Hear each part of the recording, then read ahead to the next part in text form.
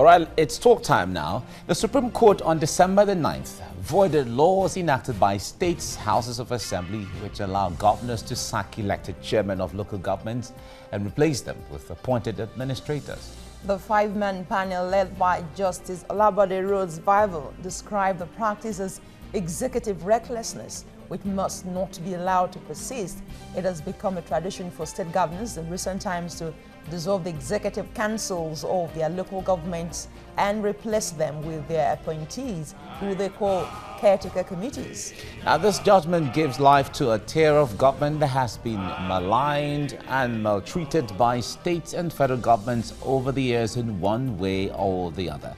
Now, the judgment was on the appeal in relation to the dissolution of the 16 local government executives in Ekiti State during Kayode Fayemi's tenure as governor.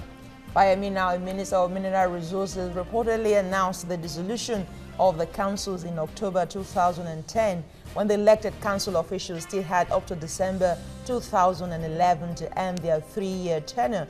The Supreme Court, in faulting the law purportedly relied on by Fayemi, held that Section 23, subsection B of the Ekiti State Local Government Administration Amendment Law 2001, which empowered Fayemi to dissolve local government councils whose tenure was yet to expire, violated Section 7, subsection 1 of the Constitution, from which the State House of Assembly derived the power to enact the law, the local government law, that's Section 1.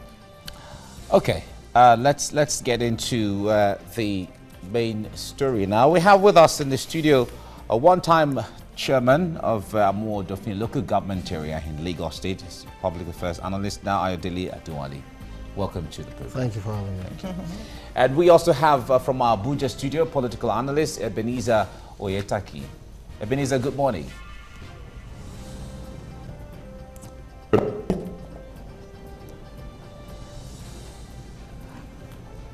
Ebenezer, good morning. Can you hear me? Good morning. Good morning. I can hear you. Good morning. It's nice Merry to have Christmas. you. Yeah, Merry same Christmas. to you. Thank you very much for joining us. Now, let's get on with the program from the studio. Ayodele, let me come to you on this. I remember having you on the program sometime. We discussed local governments, and you said that the local government administration or the local government is not necessarily supposed to be a third tier of government in that respect. It's meant to be for administration. Now, we've been following the recent pronouncement by the Supreme Court that even though it is within the jurisdiction of the state governments to oversee local government, but the way dissolution and appointments are made, they refer to it as recklessness.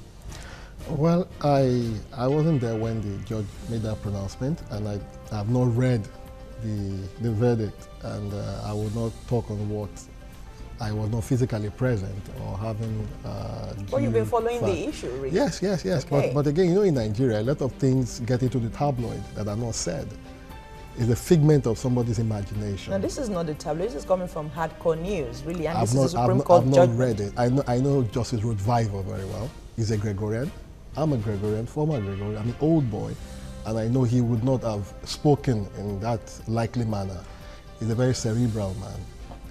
Now, going to the case as the case is, the local government in practice, you can say the third tier of government, but in law, according to the Nigerian Constitution, we give the right of creation of local government to state government. Looking at it holistically, it is not a third tier of government. You understand?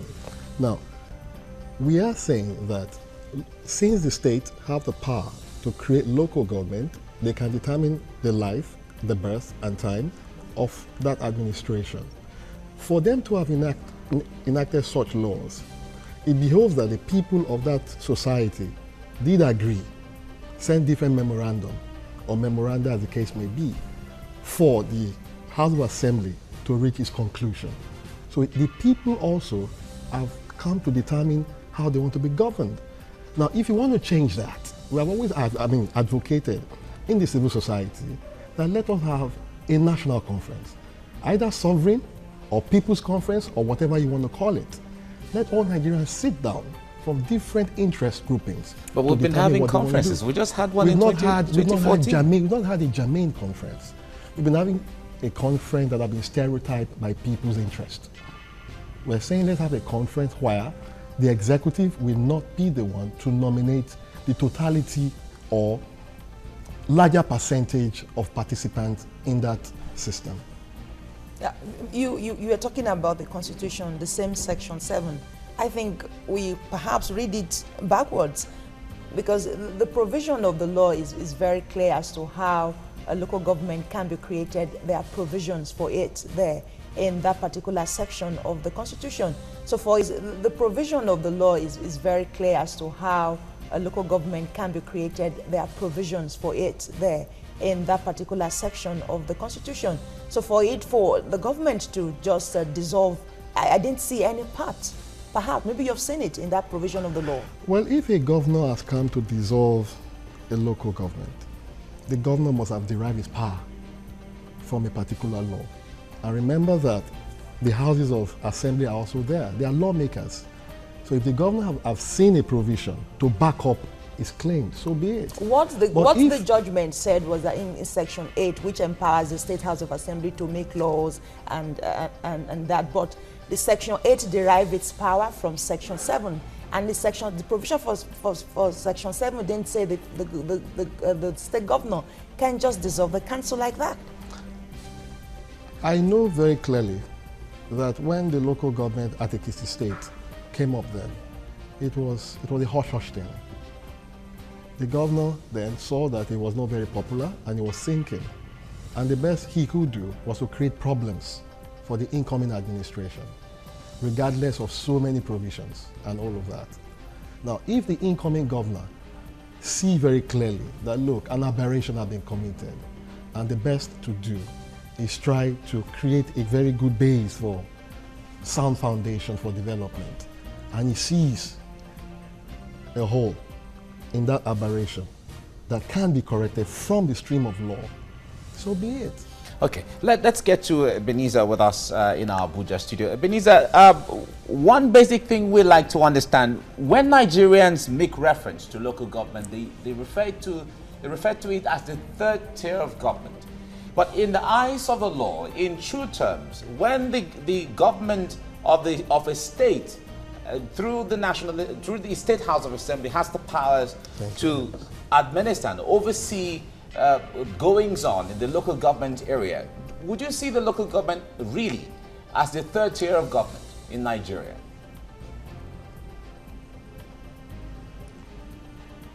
That is the rightful intendment of the Constitution in the Section 7 of the Constitution that established the local government. That was the spirit of having a third tier of government that will take the proceeds of good governance to the people. But unfortunately, the problem of local government administration and inefficiency in Nigeria is a collective treasury, is as a result of a collective treasury resulting from commonality of interest on the part of the governors, the state executives, to appropriate in a corrupt manner the structure of local government as a mechanism to finance their insatiable greed for accumulated wealth, personal wealth. So it is a process of personalization of governance rather than the intendment to take government down to the people.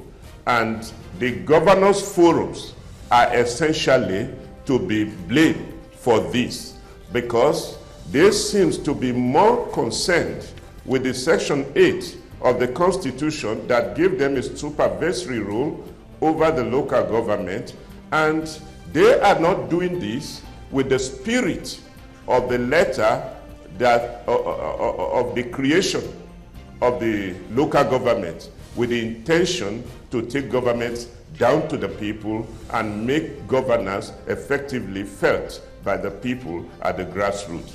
This is most unfortunate.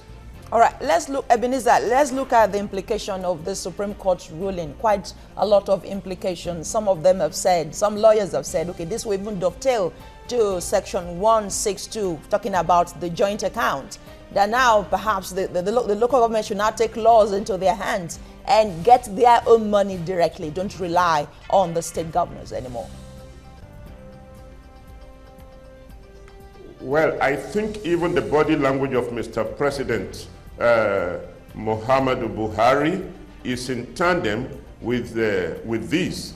Because recently, I remembered when the leadership of Argon visited him, he was discussing with them, and he assented, he alluded to the necessity to review the Constitution, a constitutional amendment that will enable the local government to enjoy a level of autonomy that will make them to operate efficiently. And if that is done, I think it will answer most of these questions. The way and manner the governors appropriate local government's funds and marshal it for selfish reasons and for corruptions is most unfortunate.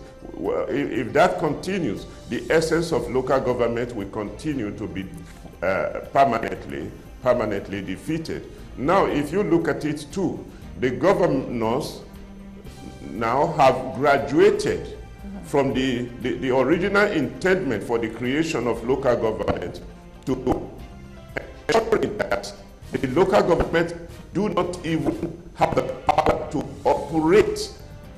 This they do by dissolving elected local government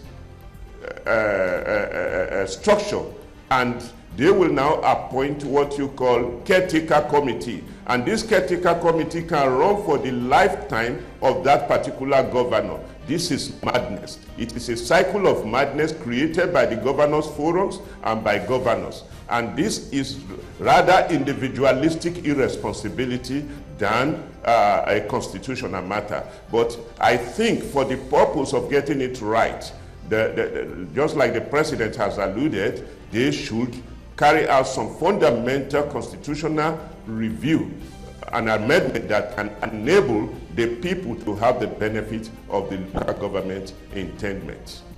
All right. You just mentioned one issue there. Let me come to Ayodele here. Now, the issue of local government, even though you say in practice and the law, they are two different things.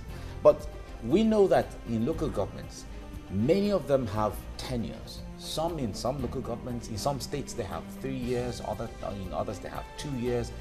But we see that in some cases, before the end, for instance, before the end of a 2-year tenure, 2 months into the end or 3 months into the end, the governor dissolves the local government. Now, how desirable is that, if I have to put it that way? Well, that is very wrong. If you have it happening, it's very wrong. But from where I come from, the Southwest, the APC, Lagos State, I've never seen such. I've never seen such.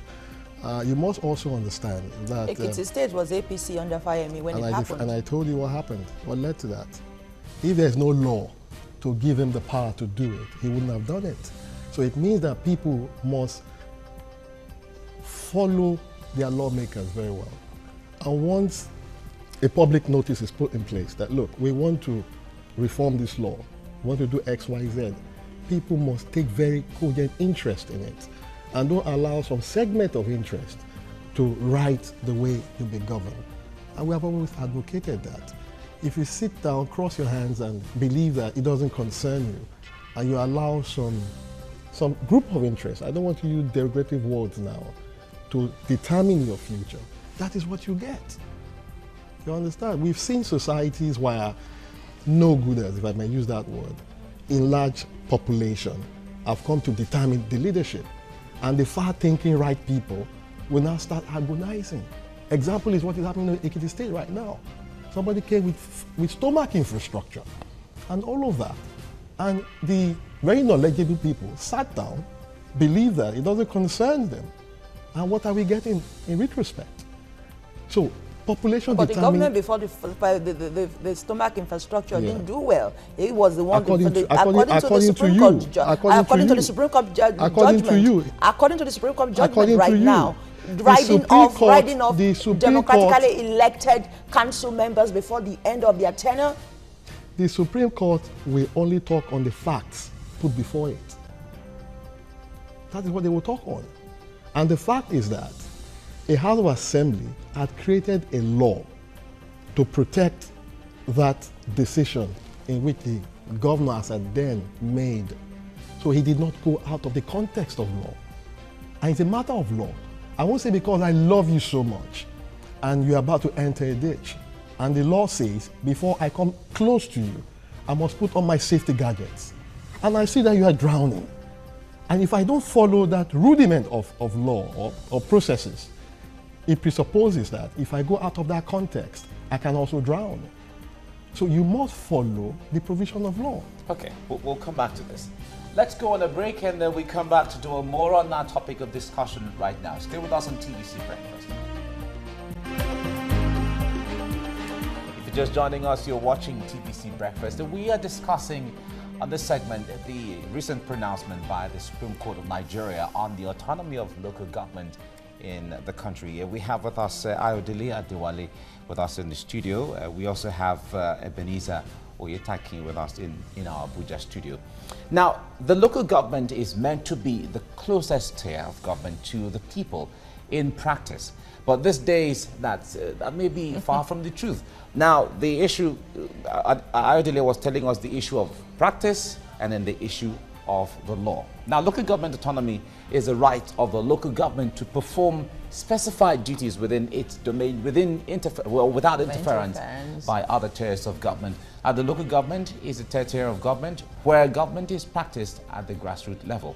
It was introduced in Nigeria during the colonial era of indirect rule, first in the north before it was extended to other parts of the country. It has since witnessed a lot of reforms between 1914 and 1999, to be precise. All right, let me take you to my wall so we have a better perspective of what we are talking about right now. Let's have this on now. Oh, good.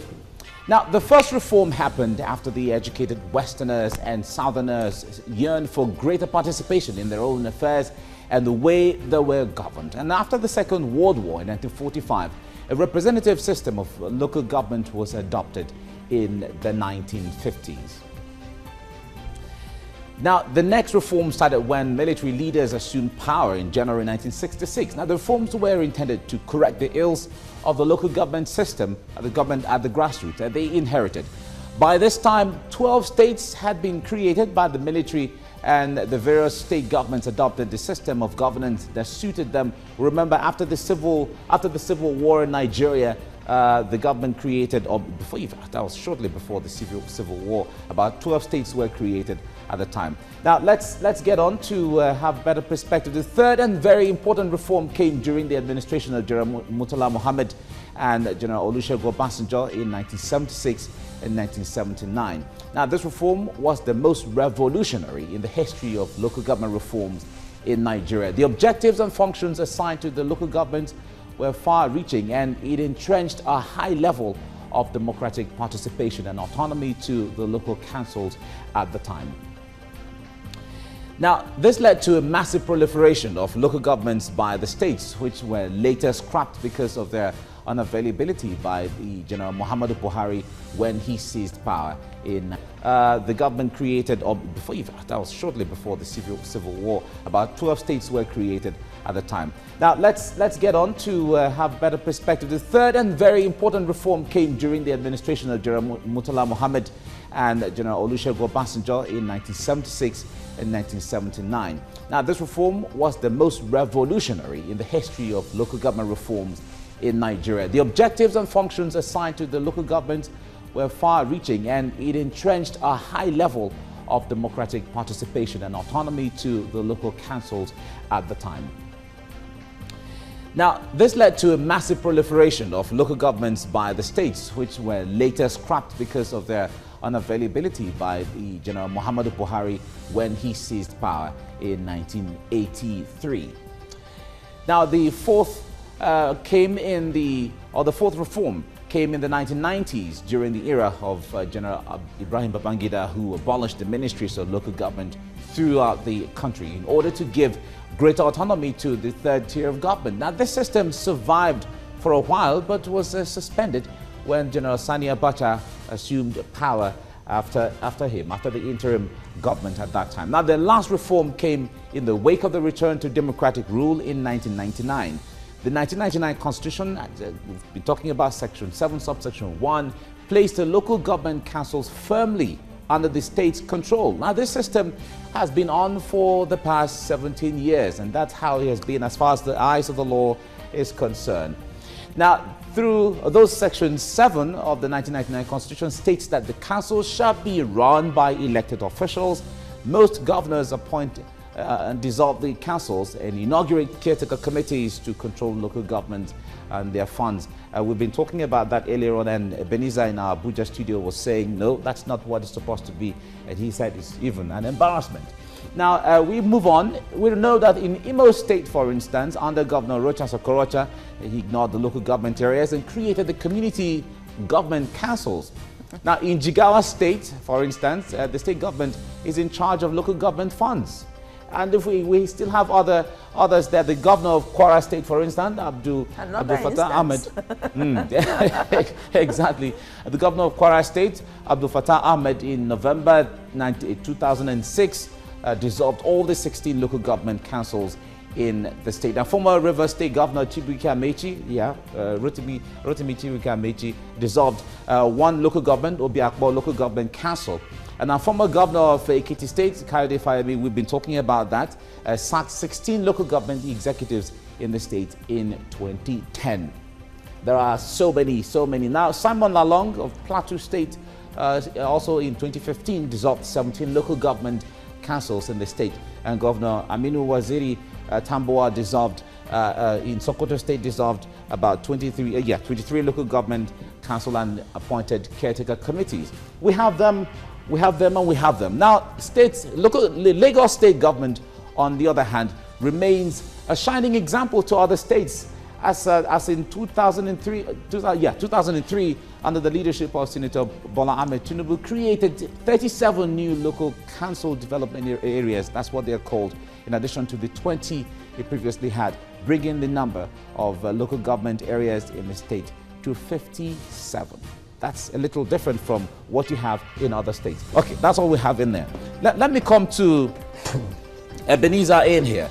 Ebenezer, let me ask you, you were saying that the way local governments are run now, where governors dissolve caretaker committee or caretaker chairman and appoint committees, is not acceptable as far as the eyes of the laws are concerned. But if we have to follow the law, as Ayodele has said, what kind of amendments that need to be done before local governments are really autonomous the way they are supposed to be in the eyes of the law?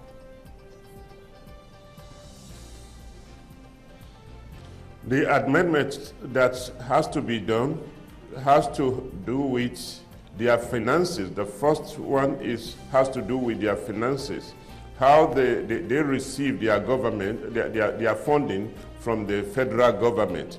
The joint state account that is prevalent now should be done away with by legislative act from the National Assembly and as a part of constitutional amendment. And whichever areas that the legislature at the National Assembly considered necessary to give a greater autonomy to the local government to the local government authority, so that they can operate effectively and fulfill the intendment of their creation. Now, if you look at it, the specifications that the leadership of local government should be elected, just like the executive at the federal level are elected, and their legislature elected. The executive at state level are elected, and their legislature are elected. The executive at local government level are expected to be so elected by the people and the councillor, which constitute their own legislature, also elected. This has paramountly defined them as authentic third tiers of government. All right. And it also envisages that, excuse me please, it also envisages that an opponent political party, opposition political party can win 1, 2, 3 local governments and others like that in a state. But all of this is what the governors, through executive recklessness, are trying to ensure that there is no proper functioning of local government, and to control and align them to their pocket and selfishness and meism. That is exactly the problem of the local government administration in Nigeria. All right, Ebenezer. Walk around the clock to do away with whichever way it has to be done. Okay. Quickly, I saved this particular question for this time. Some implications some people have been given to this Supreme Court judgment is that this caretaker committee set up by the government, by the state government, and not by law, legal or legally established to even receive allocation from the federal government. So henceforth, until there is a elected council in a particular local government, money should stop going to these caretaker committees. Your take on that? Well, one thing you should understand that the funds that is given by the federal government is not given to a local government chairman or a caretaker committee head or what have you. It is given to the local government as a structure. It is given to the people of the local government. Now, what the caretaker committee head or the chairman does in council is to appropriate the funds for development. That's what they do. So if you want to starve a local government because of the nomenclature that it has, that is backed by law, then you are going to be killing the people of that local government. Now, let's be very practical about these things. If people feel that the style of administration to them is not convenient, they have the right to go through their elective representatives at the various House of Assembly to change these laws. The civil society organization can mobilize people, including the media like you're doing now, to zero down into many of these states that are not doing well. But as long as there's a provision of law, there's nothing anybody can do about it. You just keep going to court, back in, back out. And we have always said, let everybody participate in governance. When you participate in governance, not only people at the lower part of the pyramid, in all strata of the pyramid, we must all get involved. And when we get involved, we can get things right. But as long as you allow some people, because of the population of it, and they outweigh people that feel that they know too well, then you're going to have these kind of misgivings all over the place. And before we round up, my heart goes to the families of the police officer and the civilian that died at the I think you have to be paying for public announcement. Every time you come on our show, you find a way to say something. You have to be paying for public announcement. That is why you are inviting me. Okay. Though certainly sympathizing with people is not anything but wrong. But again, it takes us back to local government police, state policing, and all of that. Exactly. If the local government owned that building, I can assure you that that building will not collapse. Okay. Would have made provision for better buildings. Okay. We are rounding off now. Ebenezer, let me ask you this last question before we go. You were talking about local governments should have the right to elect their chairman and council. That's running concurrently. But we know that the laws put local governments under the residual list in the in the Constitution. So if it's not taken out of the residual list, which is under the state government, how would they function?